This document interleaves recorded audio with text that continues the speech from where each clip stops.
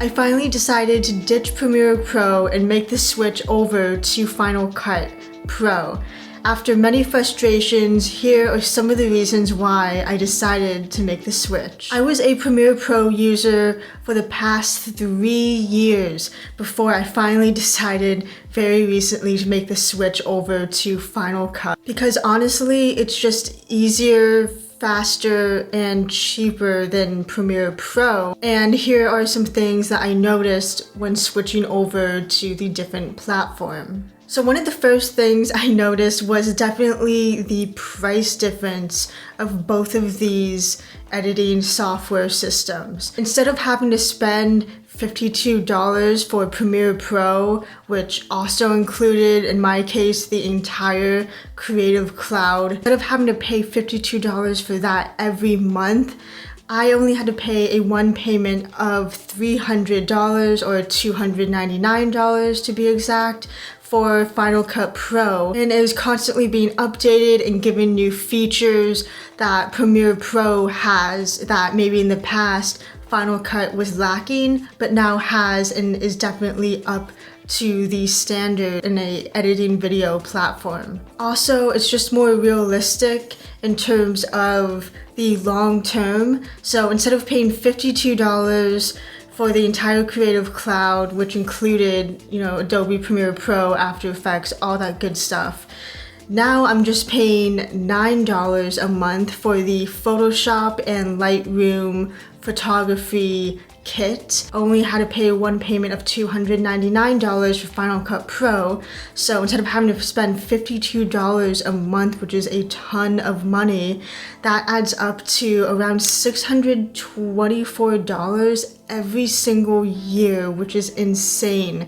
So it definitely helps having the price cut down into a one payment. The second reason why I decided to switch over was the exporting time. The exporting times in Final Cut Pro are absolutely insane. Like, they are wicked fast, and you will definitely be able to tell the difference of exporting a project in Premiere Pro compared to Final Cut. Now keep in mind that I am using the first gen M1 MacBook Pro 13-inch laptop, so it is more designed or more optimized for Final Cut because of course Final Cut is a native Apple system. But even then, running Premiere, I just realized that the exporting times are insanely fast. For example, recently I had to export a 30-minute 4K video, and that took 15 minutes for a 30-minute video.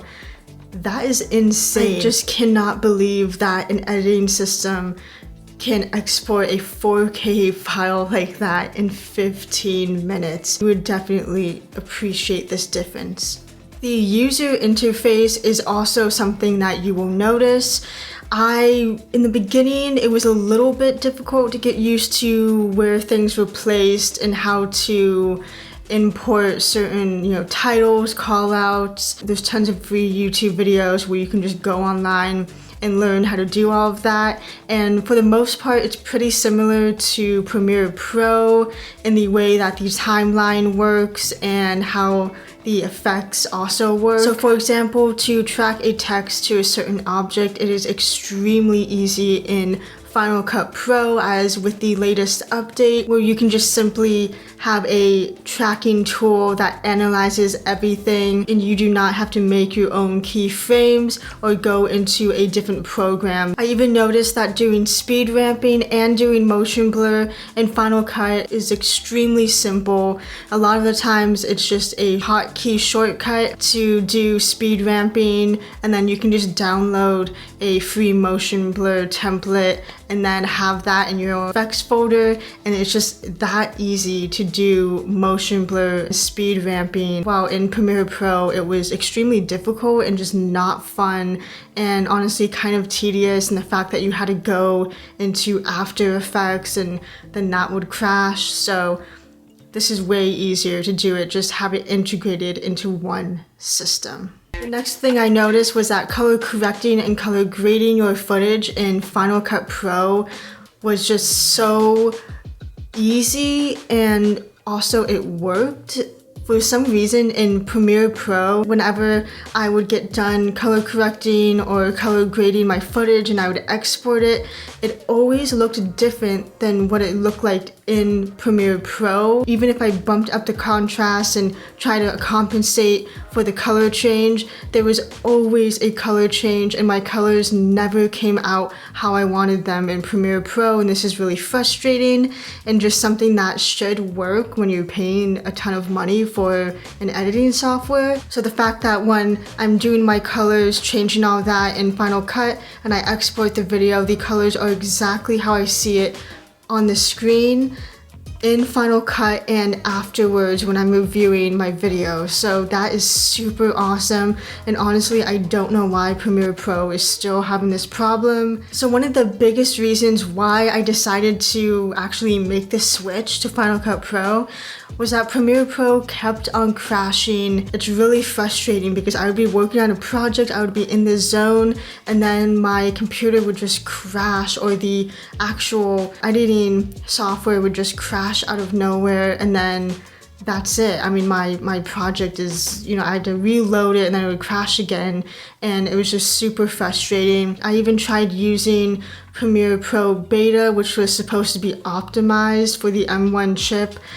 It still crashed, had a lot of bugs to it. So then I went back to Premiere Pro, did all the updates. Again, it was supposed to be optimized for the M1 chip, kept on crashing, just would not work, and was super annoying and slow. I decided to finally make the switch, and when I did, I have no problems with this.